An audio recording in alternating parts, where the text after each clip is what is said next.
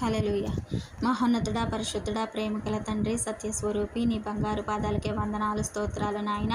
ఈ రోజంతా మీరు కాచి కాపాడి రక్షించి నీ రెక్కల కింద భద్రపరిచినందుకు వందనాలు అయ్యా. మా ప్రయాణాల్లో మీరు తోడుగా ఉన్నందుకు వందనాలు ప్రభా. మా ఆరోగ్యాల్లో మీరు తోడుగా ఉన్నందుకు వందనాలు ప్రభా. మా పని పాటల్లో మీరు తోడుగా ఉన్నందుకు వందనాలు ప్రభా. అయ్యా నీకే వందనాలు, స్తోత్రాలు నాయన.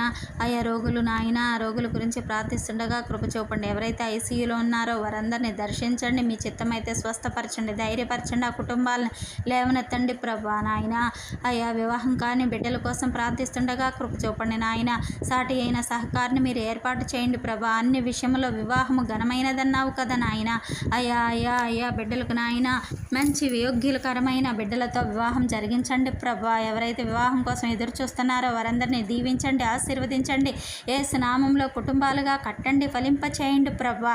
అలాగే నాయన చదువుకుంటున్న బిడ్డలు మీ చేతికి అప్పగిస్తున్నాను తండ్రి. వారు మార్గంలో నాయన వెళుతుండగా, వస్తుండగా, కూర్చుండగా, ఆడుకుంటుండగా తండ్రి నీ కృపతో కప్పండి నాయన. మీ రెక్కల కింద భద్రపరచండి అయ్యా. చంటి బిడ్డలయ్యా మీ జ్ఞానంతో నింపండి, నీ యందు భయభక్తులతో నింపండి ప్రభా.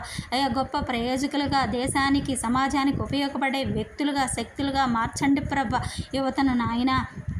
అలాగే తండ్రి ఉద్యోగాలు చేసుకునే వారిని, వ్యాపారస్తులను, చిరు వ్యాపారస్తులను నాయన, అందరినీ కూలీలను, రైతులను అయ్యా అందరినీ దీవించండి అయ్యా. వారి పనిపాటల్లో మీరు తోడుగా ఉండండి ప్రభా. సకాలంలో వర్షాలు కురవడానికి, బహుగా నాయన విస్తారమైన పంట తీసుకోవడానికి కృప చూపండి నాయన. దేశాన్ని ప్రగతి పదం వైపు నడిపించండి ప్రభా.